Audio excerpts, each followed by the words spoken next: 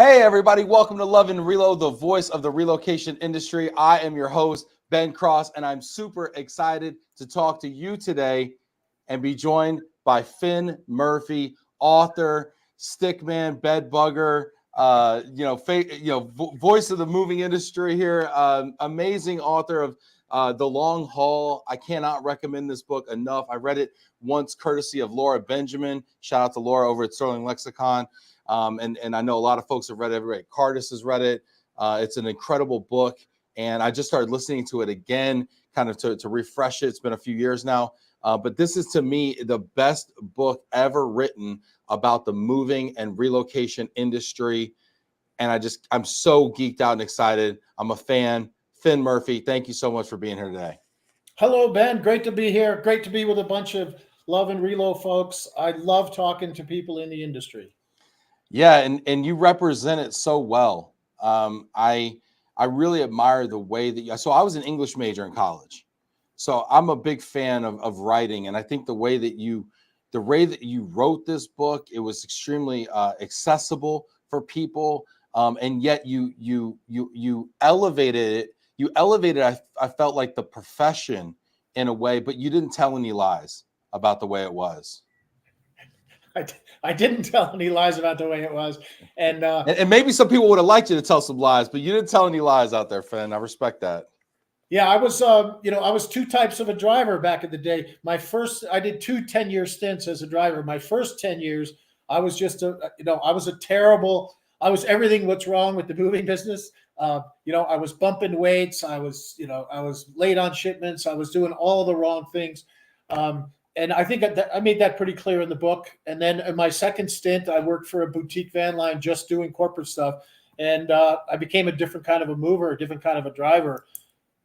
When you talk about the professionalism of being a household goods driver and owner-operator over the road, what made that change for you in your career where you went from like bumping dogs, bumping weights, doing whatever, and then going over to really being a pro about it? What was that change for you in your mindset? Yeah, it was a personal change because there's still people out there in the industry that still play those kinds of games. It was personal in the sense that I wanted to have happy shippers. That's really what it came down to. I didn't want to be in conflict with the people that I was moving, and I didn't want to let my revenue goals and the companies that I was working for to get in the way of that relationship with the shipper.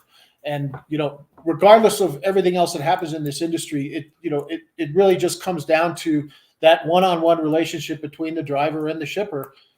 You can do all the investment and all the electronic stuff and all this other things, but that is the essential relationship.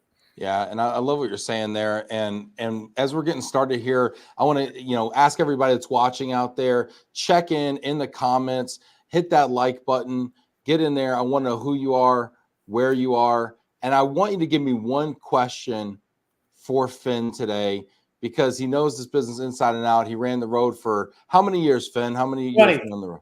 21 years. 2 decades he ran the road, and then he got a chance to talk about it. And I want you to ask questions here. We got people checking in. This is great. Had a little rocky start in the beginning, trying to get all the technical difficulties straightened out, but here we are. We're live with you. Adrian Grimes checking in here from 8 Dallas, from Glomo. Yep, what's up? Annie here in Dallas. Jill up there in Connecticut. Hey, Finn and Ben, I heard great things about your book. I'll have to give it a read. Jillian's up there in Connecticut. Isn't that where you got your start, Finn? That's where the last company I worked for, Joyce Van Lines, they're in Connecticut. I'm actually in Colorado. I'm in Boulder County, Colorado right now. Were you always in Colorado, or where'd you grow up? I grew up in Greenwich, Connecticut, as a matter of fact. I grew up about 300 yards from Callahan Brothers Moving and Storage, and that was where I first got into the moving business. I was working as a local mover last year of high school and then summers in college, just like probably everybody who's listening, right? I started with a local moving company and then decided I wanted to become a driver. What was the appeal to you about being a driver, about the moving industry? Well, yeah, it's sort of, well, the evolution was I really liked the work because I was 17 years old. Um, and back in those days, this is 1976 or so. Working as a mover, it paid like $1 an hour more than any other manual labor job. So, that's $40 a week that you'd make more than anybody else. So there was that part of it. It paid a little bit better. And then you had the work itself, which was really, has been for my whole life. Maybe this is a personal failing. I think the work is really interesting. The way that you get houses empty, the way that you reset them up, the way that you load trucks, the way that you drive, all of that stuff is fascinating. And it hit me in the way that that my mind likes to work. So I like to work hard physically, and I like to work hard mentally. And shout out to everybody that's watching right now. We got a lot of folks claiming Connecticut in here. Jillian says she was born in Stamford, grew up in New Fairfield. Annie was born in Greenwich. Wow. What's up? We got Will Joyce Jr. checking in here in Florida right now. Laura Benjamin. Do you know Laura Benjamin? So the name sounds really familiar. Yep. I think you guys might have worked together a long, long time ago. And I hope Willie Sr. is watching, Laura. He ought to be. He's got nothing else to do. Oh gosh, it never gets old. Like the driver owner relationship dichotomy and the back and forth never gets old. What is that relationship like with you and Will Joyce Sr.? Because he was in the book, and how did he feel about being in the book? Well, you started off saying, Ben, about how I didn't tell any lies in the book, and I didn't tell any lies about Big Will Joyce either. And he's happy, I think, with the way that he's portrayed in the book. But a lot of people wouldn't be happy to be portrayed that way because he's a bigger than life character, and he built this van line from his own will and from his own hard work. And he's got some rough edges that go along with being a self-made mover, and all of that is in the book. And I read it to him when I got the sort of final manuscript from the publisher. I said, Willie, I think we need to go over this. And he goes, well, what are you going to do? Take something out if I don't like it? I said, no, I just don't want you to get blindsided. So I read him the passages that were relevant to him, and he said, yeah, that's fair.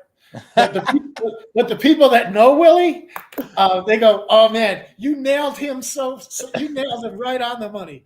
That is Will Joyce in the, warts and all. But he's a great guy. He's very, very generous guy, and this is a tough industry, and you need to be a tough person.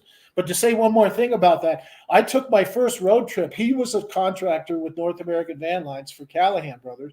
I took my first road trip at the age of 17 to Virginia Beach from Greenwich with Will Joyce, and he was like 24 at the time. So were you his road dog on that trip? Is that how? I was his road dog for many, many times, and then in winter times during spring breaks and stuff, I would always fly out and catch him wherever the hell he was, and then we'd run together for like 6 weeks. He paid me $250 a week plus my meals. And that if I was loading 20,000 every day for 7 days, I made $250. And if he was just driving and I didn't do anything, it was $250. Nowadays, it's $250 to get a helper for 1 day just to show up. Find one. Yeah, that's a 4-hour mini nowadays, Ben. It's crazy. What do people not know about like the compensation situation? I thought you were very transparent about a lot of that, but I mean, talk just a minute about like kind of the cost for drivers nowadays and how it's changed. Well, the last time I ran was in 2020, and it was costing me about $25,000 a month to run. Wow. And that's being busy. That's, like maybe 3 full load turns. You're probably long distance, coast to coast, probably. 25 grand. That's including obviously the fuel, labor, truck payment, and all that. That's that kind of stuff. That's serious money. But the what was like one of the biggest increases in cost? Was there one component that really increased and jumped a lot, or was it all of them? Well, I'd love to hear some input from some of the people listening too, because here's the big ones: workman's comp, obviously, Mm. which is killing all of us, and helpers. We were just sort of laughing. $250 is a 4-hour mini. Well, actually, that's not that funny. And so those were the two big: workman's comp and the helpers. And the workman's comp for me and for the helpers. I mean, a big change. Now pretty much, you have to have workman's comp for your helpers. So it didn't used to be that way at all. Yeah. Right? Does your workman's comp cover the guys that you get on a kind of casual basis? The guys that get on a casual basis are supposed to show a workman's comp for themselves. They're supposed to have their own. Or I'm not supposed to use them. I hear a lot of supposed to. This industry is filled with a lot of supposed tos, right? And that's, to get back to the book for a minute, that's one of the things I tried to cover was, the things that we actually do, the things that we want to do, the things that circumstances make it very difficult to do. Another issue, obviously electronic logging devices, we never logged on duty loading time, ever.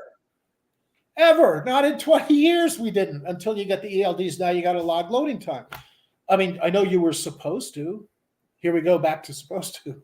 Well, and it was a paper log situation too, right? And now it's electronic logs, and you can't really fudge that stuff, right? You're not supposed to. You're not supposed to. No, yeah, it's much more difficult now. Yeah. I mean, the way to do it now is, if you don't want to log loading time, is you get another tractor to drop off the trail. Yeah. Okay. Well, and you talk, and shout out to all the people in the comments here. Hit that like button. Let everyone know we're on here. Appreciate everybody checking in here. We got Laura and we got Will Joyce Jr. checking in, which is awesome. It's good to see you, buddy. Want to know your thoughts about challenges out there for the drivers and for the moving industry. Get in there. Let us know about the supposed-tos out there. What are we supposed to be doing? Maybe that we're not, or do you think that the requirements are really fair? For drivers understanding everything they have to do. But sorry, Finn. But I want to ask you, Finn, though, because you kind of start the book talking about kind of white knuckling it around the Colorado Rockies, and the danger that's inherent in this job. I mean, that's one of the things, to be honest with you, all my years in the moving business, I never ran the road. I was never in the cab descending down a snowy Rocky Mountain, and riding the, gosh, I forget what you call the brake that you were using in there, but I never had to do that. So, I mean, I've seen the sweat on the curb, and I've seen the dealing with stuff in the home, and guys getting popping hernias, doing gun safes and stuff like that. And the fact that they got to come out of their pocket for claims and stuff, but operating that machinery and the perils associated with that was something that was kind of new to me, even in reading this book. And I want you to talk a little bit about the safety, because we got the hours of service and the logs are supposed to keep people safe. What are your thoughts around balancing the safety for the drivers and kind of getting stuff done out there? Yeah, I'm not sure that ELDs have made things any safer. Certainly, it's not safer. I mean, if you just drive around on the highways, you see a whole lot more trucks on entrance and exit ramps than you used to. Because they're getting that they're getting that shutdown that has to happen. You get the 15-minute window or something like that. So I'm not sure about that. I know what the intention is. Let's put it that way. And if the intention, I'd load for 12 hours and then I go and drive for 10. Okay, probably not the safest thing in the world. But that was the model. And, that model wasn't derived from drivers. That model was derived from the moving companies. They didn't, North American Van Lines, they just tell me, it's Friday afternoon and you need to be in, Brattleboro, Vermont on Monday morning. And that's 1,700 miles away. They didn't ask me how I was going to get there or what I was going to do, or if Scotty was going to beam me in the truck up to Vermont. So, yeah. They just told you what you had to do, and then they had to. They were exonerated then from the culpability, and this is if you know, we want to talk about drivers and um, you know, the driver is ultimately culpable for his violation of hours for service, for example. The driver is culpable for a lot of different things, and you know, especially the larger van lines, some of them, you know, it's intentional to make the driver culpable because then the supposed to's land on the driver than as opposed to the supposed to land on the van line. Does too much risk sit on the driver? Well, it depends, of course, who you're working for. You know, all these things, you know, vary by, you know, whatever company you're working for. You know, We have this independent contractor scenario, right? And to your point, you have kind of the plausible deniability of the van line or the relocation management company or the corporation moving that executive transferee, right? And everybody's like, well, I told them to do the right thing, you know, but yet the requirements are such that the right thing and the requirements just don't jive. And yet the driver's holding the bag, right? And the driver is holding the bag, and to a certain extent, it's designed that way. Yeah. And to a certain extent, the driver has to accept part of that risk, and you know, then we do. And to a certain extent, the driver ought to be compensated for that, which you know I don't think is true. You know, talking about going, you know, about pay, you know, if $250 a day as a 4-hour mini, that's probably high, but at $250 a day for a day's pay is right on the money. Yeah. And that's way up from what it used to be, even adjusted for inflation. Feels like it's gone up every year almost. Almost every year it's gone up $50, it feels like. Seems like. But I don't think driver compensation has matched helper compensation at all. I think driver compensation is going the other way.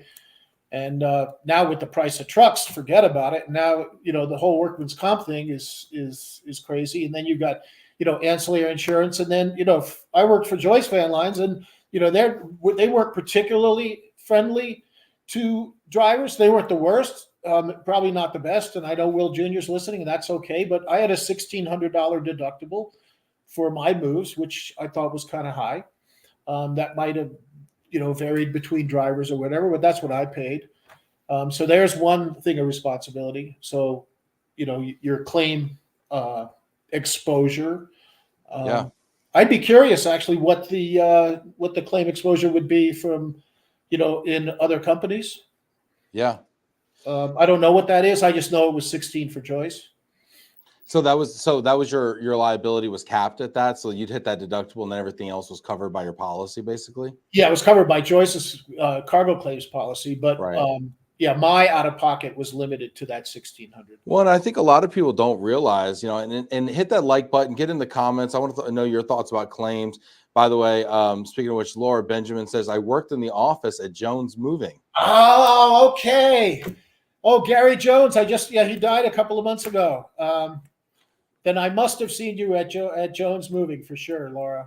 Might have been a different last name. Got a lot of aliases on the show. Just kidding. The names have been changed to protect the innocents. Yeah, but I one of the things that I think, and I'm going to ask you, you know, what are some of the things maybe that people don't know about being a driver and about the moving business? But I mean, one of the things that you bring up in the book that I think a lot of shippers and a lot of folks, maybe at the RMC level even, don't know that the drivers are personally responsible for claims. Up to a certain point, as is the moving company up to a certain point, because they've got their own deductible as well. And I think what you find with a lot of shippers is they think that they're suing some giant insurance company in Munich, right, or in Switzerland or something like that. And at the first two lines of defense is the poor driver at 1,600, and then the moving company at whatever it is. Small business, yeah, the contractor, then the small business. Lloyd's of London's not taking that hit. All right, right. And Will Joyce wanted to clarify something on the record. Will Joyce Jr. says the deductible $650 now. I think my dad may have had you on a special deal. Wink, wink over here. Yes, he charged me an extra $1,000 for putting him in the book like that. That's funny. That's funny. Everything's got a price, right? Laura's saying definitely my last name was Bose back then. Laura Bose, and she liked you in your white jumpsuit. Like really. I love those white jumpsuits. What happened to that, man? I feel like back in the day, you see pictures on trucks and and ads and stuff, and you got the guys delivering in the jumpsuits, and they kind of look like real pros, and I go out on a job nowadays, and that's not what I'm seeing. And what are your thoughts on that? Have we lost a bit of professionalism in this business, or am I just being a sales guy over here? I don't know. I always wore a jumpsuit up to the very, very end, my last day, and I still have 3 jumpsuits in my closet. And that comes from the original, local movie that I worked for. They required jumpsuits, and the reason was, first thing, it was a little loose on your body, but the real reason was it didn't have belt buckles, so you didn't scratch the furniture. I noticed that in the book you said you would wear a cloth belt. If you didn't wear a jumpsuit, you'd wear a cloth belt for that reason. Too. Yep, no belts, no buckles, none of that big stuff, because that would scratch stuff when you lift it up or set it down. That's the jumpsuit thing. But yeah, you're right. There was a Modio movers in Connecticut. They called them the white glove movers, and the movers would always wear white gloves to the job, which probably made it hard to pick up and carry. Yeah, how do you grip stuff? I mean, that was one of the things in COVID people were complaining about, because they're asking the people to wear all this PPE, and you got the rubber gloves and the stuff, and now you got the gloves, got the sweat, and now you're trying to pick up a dresser or something like that. And it's like, I don't know. So it's some of those requirements that just don't always make a ton of sense, But you were talking about professionalism. As it's all over the place. Part of the problem from, the moving companies thing, because, I'm sympathetic to moving companies. I love the whole industry. Okay. So I got little issues with drivers. I got issues with the moving companies, but, as a holistic thing, I'm a fan. And so moving companies, they've got problems because, anybody with his brother-in-law can buy a used van from Ryder at one of their auctions for $3,000. And then they can put an ad up on Craigslist, and then they can start a little moving company and charge, $45 an hour for 2 men in a truck. And they got no workman's comp, they got no insurance, they got bald tires, they got no air ride. That is a competitive resource that, a moving company has to deal with, who's trying to do the right thing by having employees and paying taxes and, the whole thing that it takes to operate a business.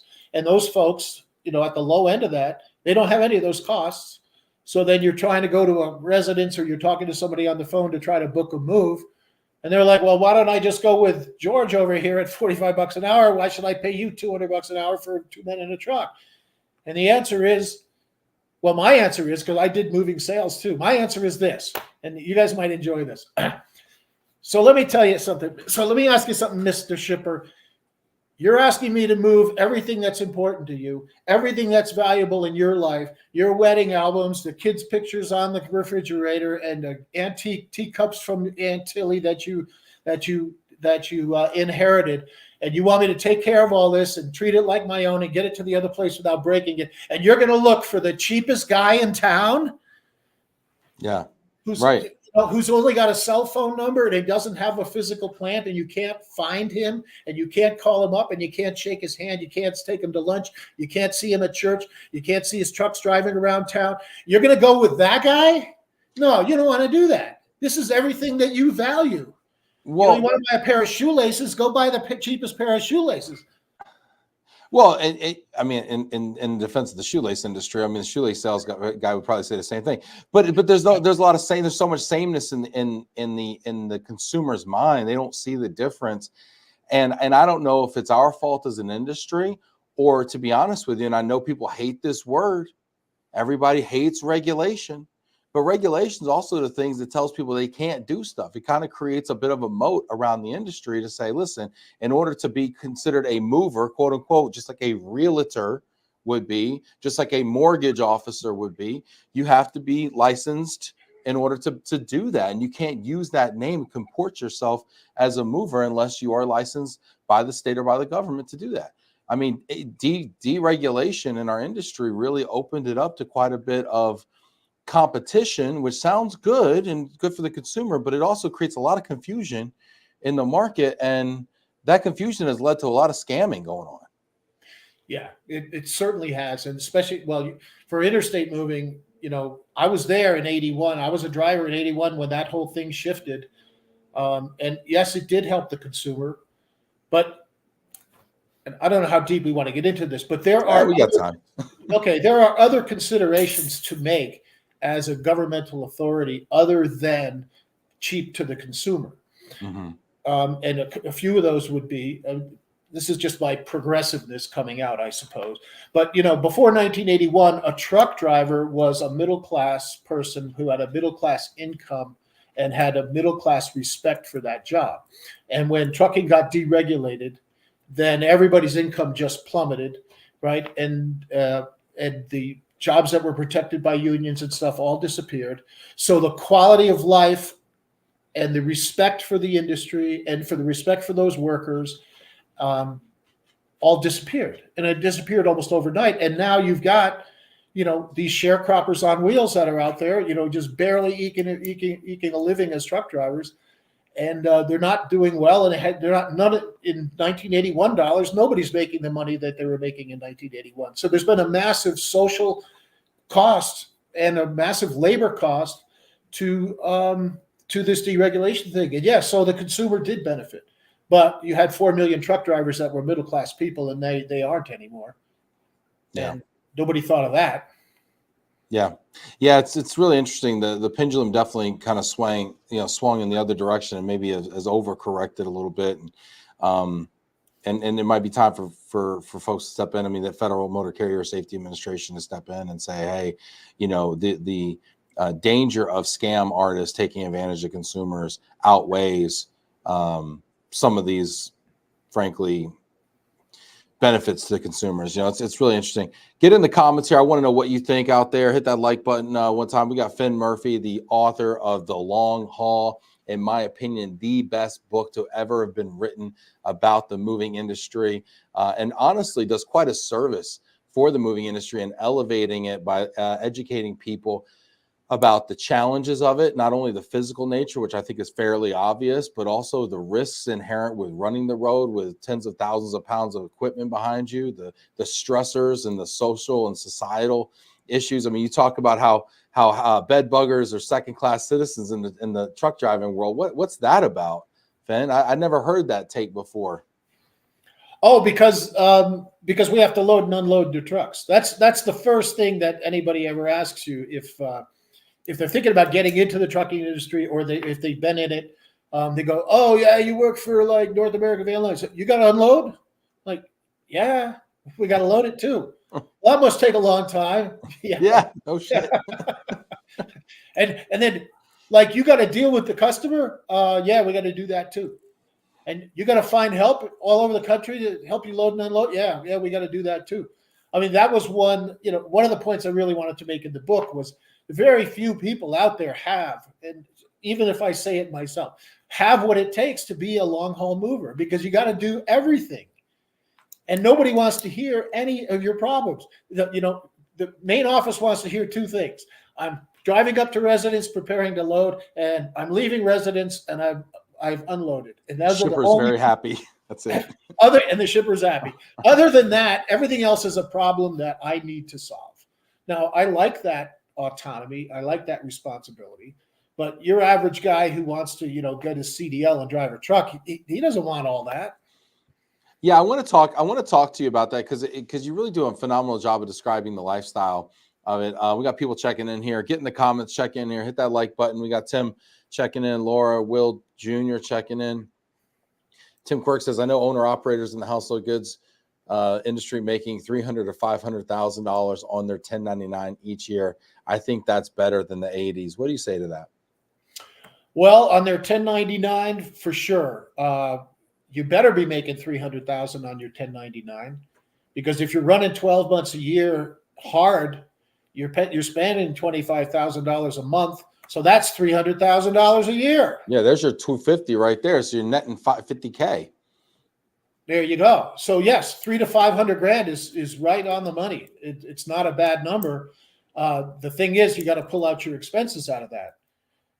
Yeah, and God forbid your transmission blows, or you you replace each one of those 18 wheels, or whatever, right? You got to buy your own equipment. People don't even realize that too. I mean, out of that also is your cardboard cost coming out of that? No, the cardboard cost wouldn't be coming out of that. Okay, that would be above that. Is your labor's coming out of that though, right? Oh, totally. Yeah. Yeah. So you got a And the crew of fuel. 4, $250 a day. There's $1,000. You know, a corporate job, you got to pack and load for, say you're pack and loading a full load. Say it's 25,000 pounds. So you're packing for what, 2 days, 2.5, maybe 3, depends.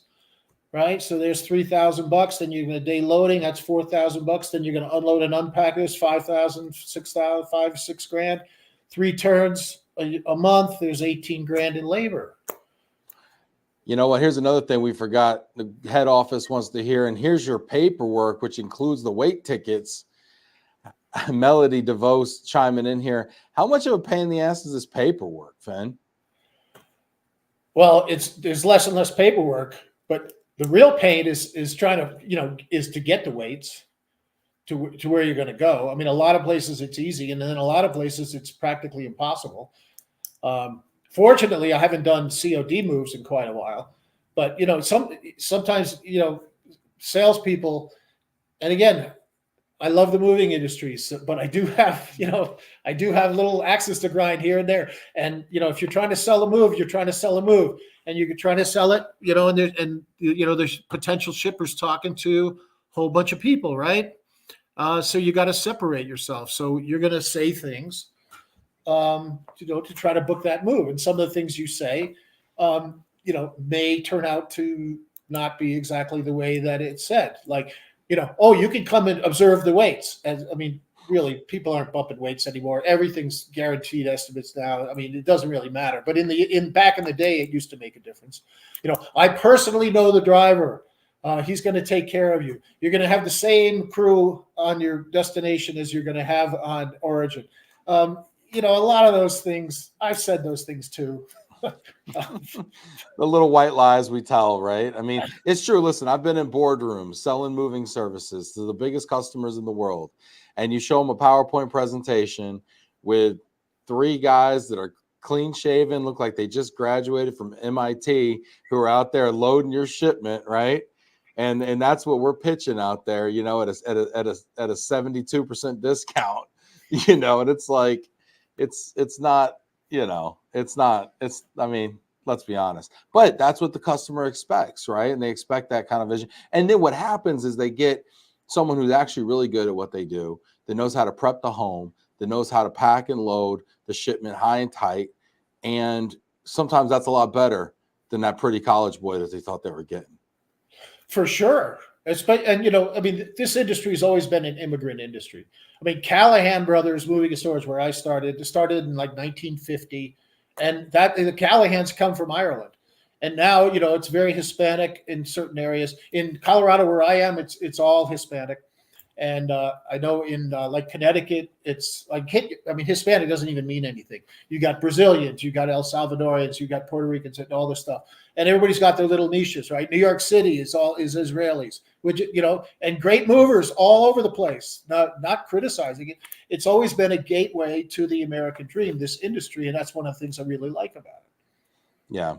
This is great. I want to ask you. You talk about folks getting into this business. Tim saying, I've been trying to get my brother-in-law to buy a truck for years. And what do you want to do with that truck? You want to start a little Quirkin Sons, Quirkin Brothers, movers? I'm curious. But Finn, in all honesty, I've gotten into this. I got into this business probably in the mid 2000s, and ever since I got old, to a point where I could come to like conferences and stuff, all I was hearing was the driver shortage, right? The household goods driver shortage, especially because it's a particular kind of driver. What do you think about where are we with the driver shortage right now? And what's the solution in your mind? I love this question. Yeah. So again, we have to parse this out into little pieces because every time you pick up a newspaper or something, they're always talking about the truck driver shortage in general, right? Like there's a truck driver shortage. Well, there isn't a truck driver shortage because UPS and Walmart and FedEx don't have any problem getting drivers, right? There's a truck driver shortage for some poor sharecropper who's going to drive for 26 cents a mile and wait at the Long Beach terminal to pick up a container for 8 hours and then logs 6 hours on his truck and makes $1.26 for the day after spending 12 hours waiting in line. Yeah, there's a shortage of those guys because they do it for a week or a month or they lose their truck. And yeah, you can't find them. Good. You shouldn't be able to. Second thing, then you've got, these churn and burn companies like Celadon and CR England and all these Swift and all these guys that they put the guys through truck driver school. Then they put them in as co-drivers with a trainer, and they make like $226 a week. And then they put them out on their own trucks at per mile, or they try to sell them a truck or some other kind of nonsense like that. I think it's Swift has a turnover rate of like 96% per annum of those drivers. Okay, so yeah, you want to make $300 a week and buy your own food out of that and never be home. Is there a shortage of those guys? Yes, and there should be a shortage of those guys. Now, that's sermon over. Let's talk about the household goods industry. Mm-hmm. I think, look at the average age of a driver is what, 56? Yeah, it's been 50, 54, 56 for a while. I don't know if it's moved or not. Yeah. But yeah, it's yes. I was 60 when I stopped. So yeah, well, I think the reason is it's not as much money as there used to be out there for that kind of work. I just had a guy deliver some gravel to my house here. He's he's a CDLA driver. He makes $39.50 an hour, working at an aggregate company, and they just load his trailer. He just pops in and then delivers and pops out. Works 40 hours a week. Makes $1,600 a week, and he's home every night, and he gets to drive 30, 40 miles a day. What are your thoughts? What are your thoughts? Is this business going towards like a hub and spoke kind of model where you get the term, you get freight drivers that are bumping docks with household goods, and then you get local terminals that are they're delivering it out. Is that where this is going? Yeah, I think we all know it's going there. Personally, I think it's a personal tragedy, and I think what's going to happen is that personal service where you are the driver at origin, you are the driver at destination, and you've got the culpability and the responsibility to make sure that move runs right. That's obviously isn't going to be the same. And then you have some companies, like I think Bud does this. Bud tells the shippers that they're going to have the same crew at origin and destination, and I'm going to fly my guys out to San Diego, from Chicago to make sure that your move runs right. Well, I wonder if that actually happens. Maybe not. And now, like I know what Joyce Van Lines does is they send one of their people out on big corporate moves at origin and at destination to sort of watch how the move's going. That's fine, but it is all going to Holloways, I think. And that's well, what Joyce does. Will Sr. calls Will Jr., tells him to get his butt on a plane. He flies him up to North Dakota to handle it. Once a year, Will says he's in a truck driving for his dad. So that's the attention to detail you get at Joyce. But I want that job. I want to fly around the country looking at other people's moving jobs. No, Will gets his butt in the truck, I think. Will, if you're still watching this, correct me if I'm wrong, but I think you're out doing a job once a year. I think he says just keep. Oh, he's out there, but he doesn't he can't drive tractor trailers. Oh, okay, there you go. So I wanted to ask you. The book was phenomenal. I said it before. I said it again. It's just a real page turner. The way it's written, just amazing, just great descriptors. Just you feel like you're there. You feel the camaraderie of the guys. You feel the dynamics. I thought you did a phenomenal job describing the whole situation. When did you know you were going to write a book about the moving business? I don't know.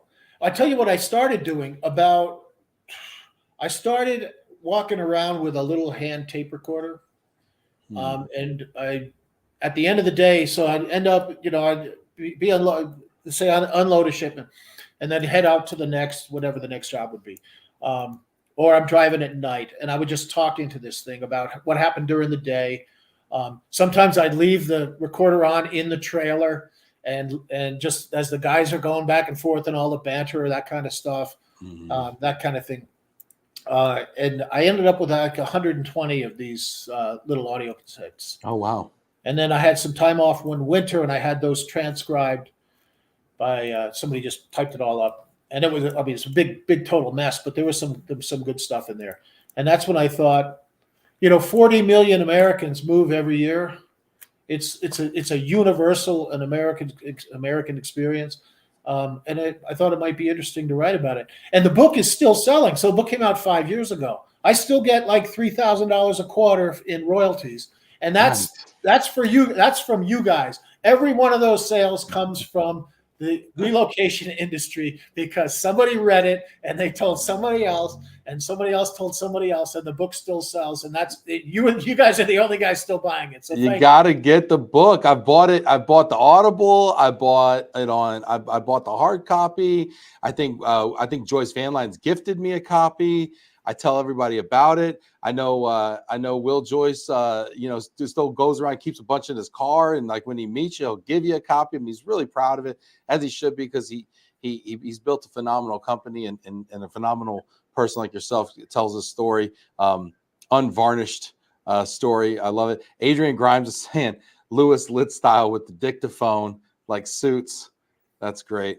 Laura's got a question here. Get in the comments if you got questions. We got about 10, 15 minutes here for questions. I want to hear what your thoughts are out there about the driver experience, about Finn's authorship. Laura's got a question. Let's see what Laura says. Laura says, would you ever write another book on the household goods industry? Well, there's a fair question. I got everything out of my system in the book that I wanted to write about the household goods industry, which was from the point of view of the driver. I think somebody like Laura ought to write a book about the household goods industry from another angle, which I think you could make just as interesting and just as compelling. And I wanted to make a point about that too, about when we were talking about customers and their expectations. You were talking about prepping houses and all that kind of stuff. I mean, the stuff that we didn't do back in the 80s. I mean, now I spend almost 2 hours prepping a house before I get there. And that wasn't always done. No. Why are you laughing? On a local move, when you're paying when the customer's paying by the hour, they're not. No, you guys get to work. Get to work. John Callahan always said, take the beds out first, so it looks like when the customer walks around, the shipper's walking around, so it looks like you got a lot done by having the beds in. No, on the hourly stuff, no, they don't want you to prep the house. But on like the Cardis moves, I mean, you got to send the pictures now of how you prep the house before you started loading, and that's all right. The level of service that shippers require continues to increase. And I'm perfectly fine with that.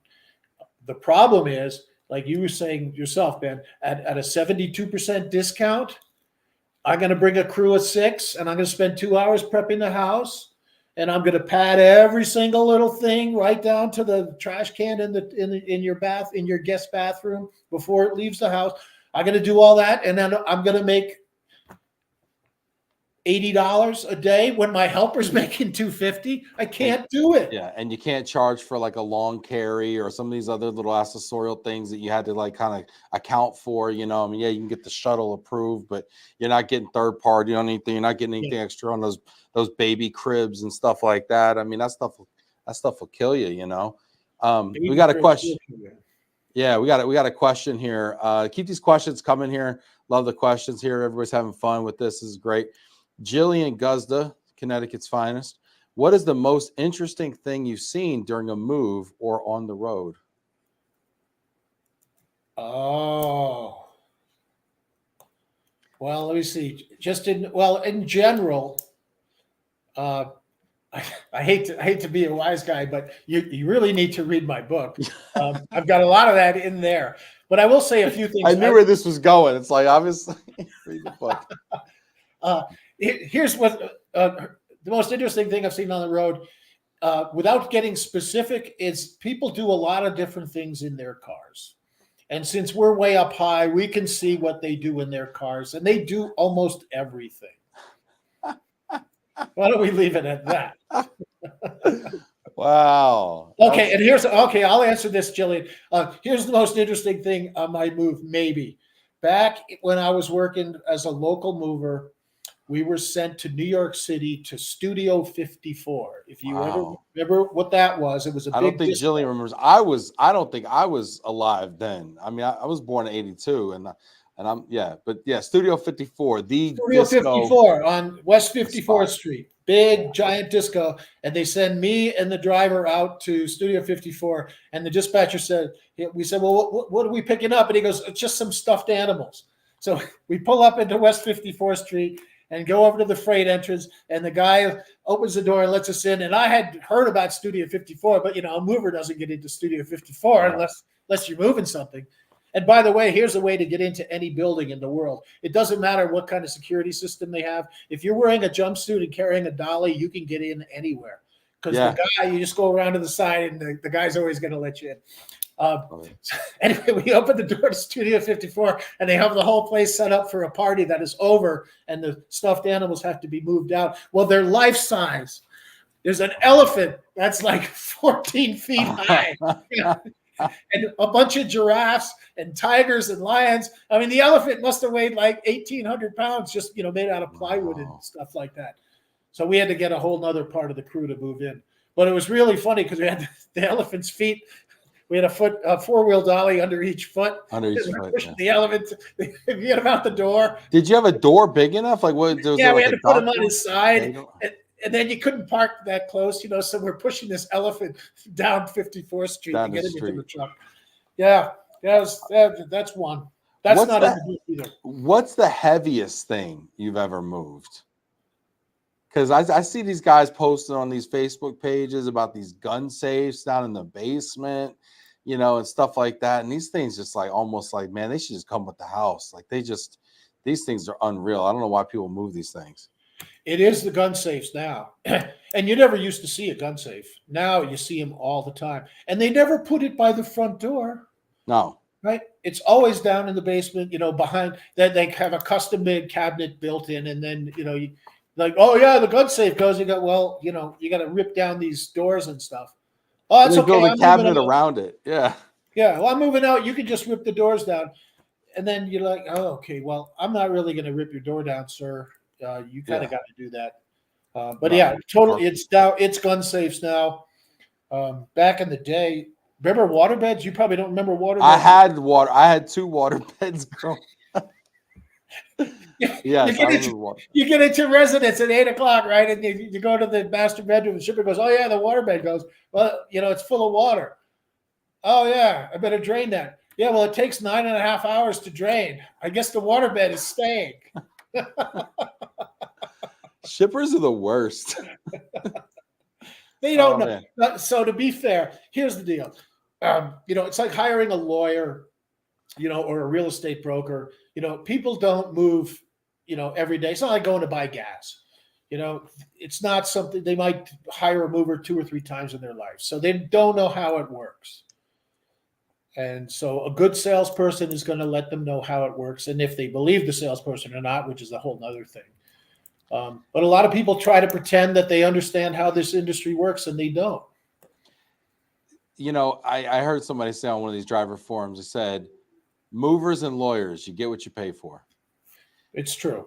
And I never heard people put movers and lawyers in the same sentence. And I don't know how I feel about it, but you know what, that rang true to me. Let's get into this here. If you got more questions, put them in and we will ask Finn, but let's get into an overrated, underrated. Let's do an overrated, underrated with Finn Murphy, author of The Long Haul here. All right, Finn, you know how this game's played? I do. I believe I do. Yes. Okay, good. I'm going to give you a topic. You're going to tell me if it's overrated or underrated. Those are your two choices. Don't get cute. Don't overthink it. Second, I will tell you if you are correct or incorrect.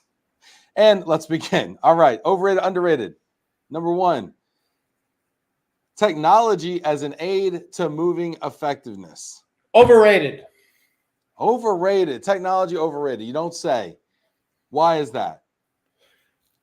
Okay, 2 things. So much technology now is related to tracking your truck, your shipment, your driver, whatever. Great. Well, your driver can only be in one of 2 places. He's either on the job or he's off the job. Okay, so if he's on the job, you don't need technology to tell you where he is. And if he's off the job, the technology isn't going to get him on the job. So you either hire drivers that you know where they're going to be and know what they're going to be doing, or you can buy all this technology to find out that he's not doing and he's not where he's supposed to be. Total waste of money. Number two, have you seen all the all the marks on the bridges in like on the Hutchinson River Parkway or the Merritt Parkway in New York, or all these places where these trucks have been getting haircuts by going under bridges because they're looking at their GPS system and they don't know where they're supposed to be and they don't internalize their routes. Oh, that's interesting. I never actually thought about that. Yeah, you see these guys get their what they call them, a can opener or something. They get the top peeled back on their whole box. Those numbers are way up since GPS. Drivers getting lost are way up since GPS. Tractor trailers where they're not supposed to be is way up since GPS.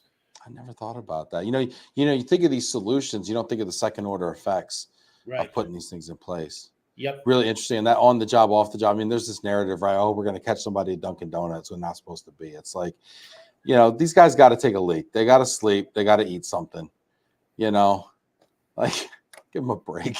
And there's this irregular route, the irregular route nature of household goods moving. It's not like a UPS box. Right. It's not. And in any case, even if you do find him at the Dunkin' Donuts when he's not supposed to be there, there's nothing you can do about it. He's still not at the shipper's house. Yeah. Which is where he's supposed to be. So I think all this, that's it. Overrated.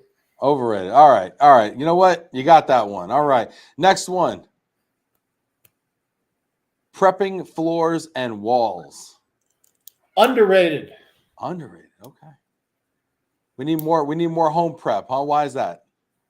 We need more home prep. Yes. Well, a couple of reasons. First thing is, I think the first 5 minutes that you have with your shipper is almost all the time that's going to establish the tenor of the move. And if you show them that you're going to take care of their home, either moving in or moving out, doesn't matter, and that you're going to be mindful of, stairwells and stair turns and banisters and nice floors, then they will start to think that you're going to take care of their stuff. Number one. And number two, I've got a $1,600 deductible on any damage, and that includes residence damage. So, yeah. It's a really good point you make, and it's true in anything in life. I think it's that value of a first impression. You make that first impression, you build trust early. You're going to be drawing on that for the entire relationship. A mover once told me as I was learning this business, I learned it, the easy way probably, because I didn't work on a truck. I just talked to a lot of smart people. He said it's really hard to end up on the right foot if you start on the wrong foot. Yeah. And I think that's what you're talking about. And that's that first impression when you enter a home. And yeah, floors and doors, walls, all that stuff. What's one of the things that people skimp on most that they probably shouldn't skimp on when it comes to home protection? You mean what do movers skimp on? Yeah. Neoprene pads. What's the value of like having a neoprene pad down? So you don't get dolly marks on floors. That's mostly it. Also, you can, like if you have a little step or something like that, you could roll up your neoprene pads and make the steps a little smoother, so then you don't ding the door sills down on the bottom. I think people skimp on them for the same reason we've been talking about, the theme of the whole day here. People want more service; they want to pay less for it. I think a 20-foot neoprene pad roll, costs like $220. Wow. So, I'm going to have like 20 of those in my truck. Yeah. I mean, a fully equipped moving vans cost $25,000. If you're going to really have it right, if you're going to have to equip it, to purchase it now. Have you seen the price of these Kentucky trailers? Holy shit. It used to be when I was getting, so I haven't been in this business that long. So I started probably seeing the price of these Kentucky trailers probably like 2010, maybe 2011. Mm-hmm. They were like $58,000.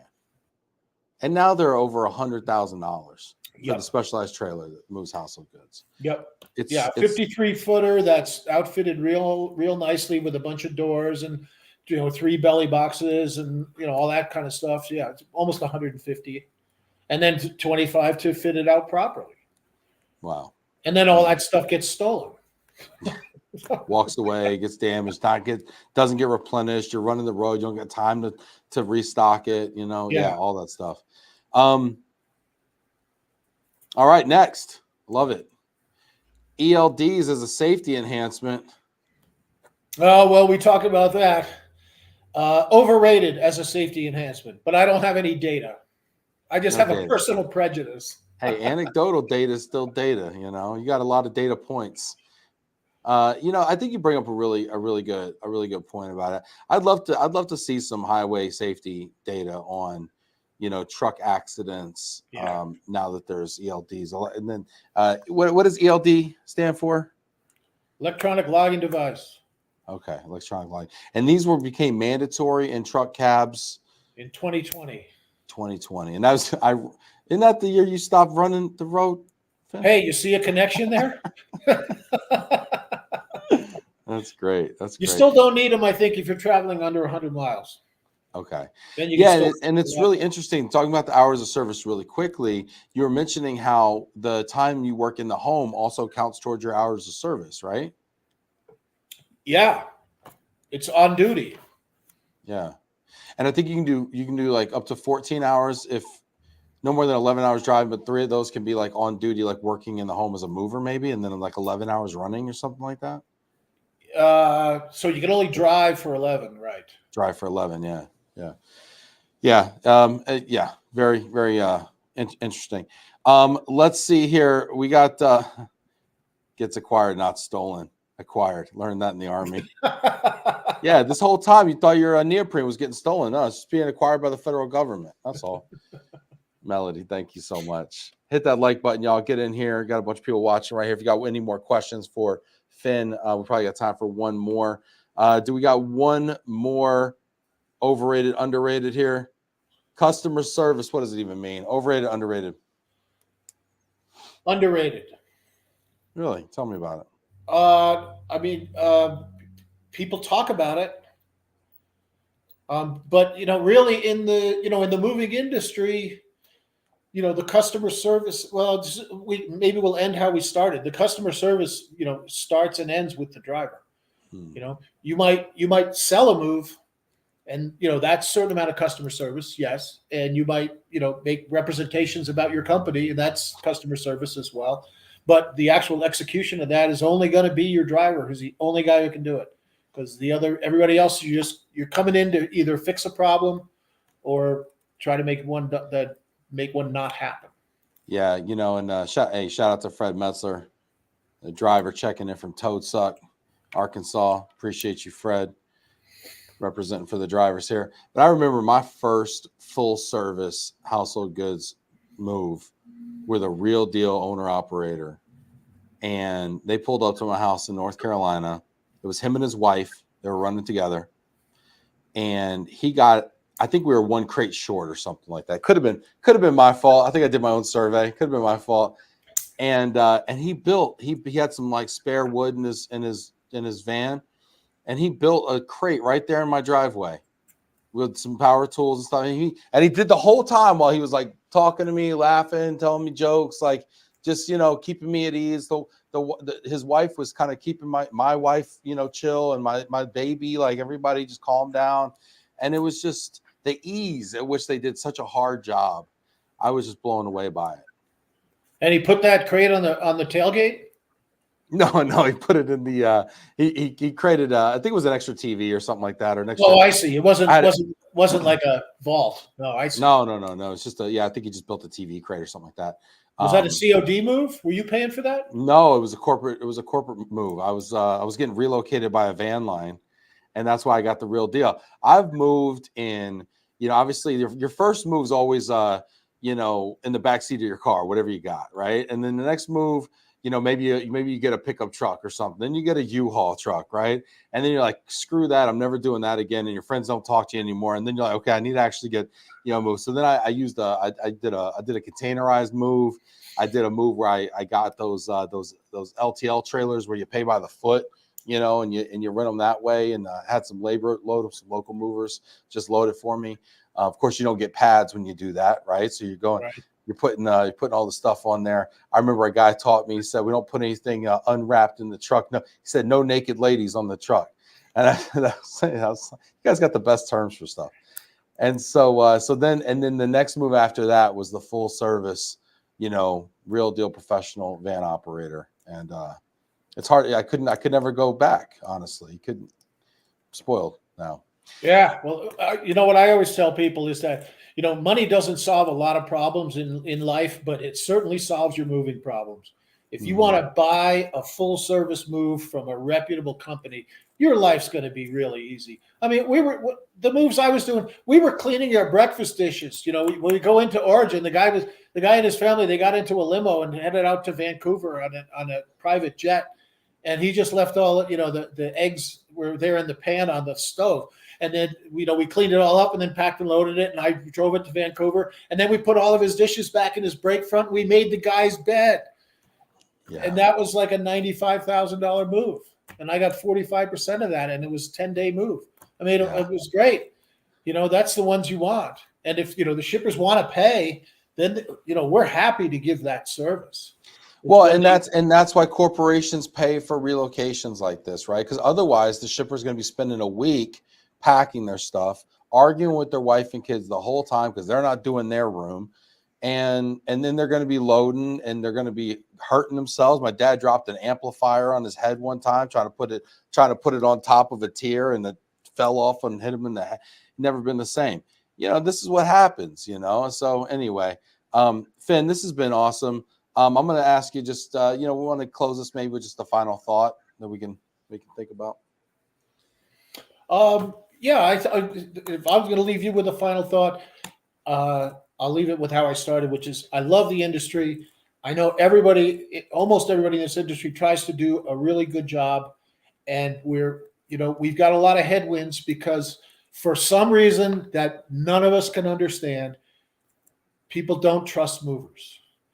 They'll take bad advice from a doctor and call him the doctor. They'll take bad advice from a lawyer and call him the lawyer. But if you do a perfect move, here, I'll leave you this. I saw a cartoon once in a dispatch, and it's a salesperson on the phone talking to an irate shipper. And the salesperson says, "Okay, how about this? We'll pay your claim, we'll refund the cost of your move, and we'll take the driver out back and have him shot. Will that be enough?"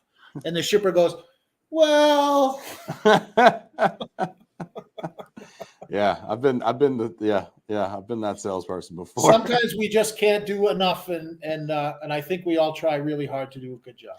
Yeah, it's a phenomenal industry, and let's hope. And that's you. That's the guys in the office. That's the people everywhere in the whole chain.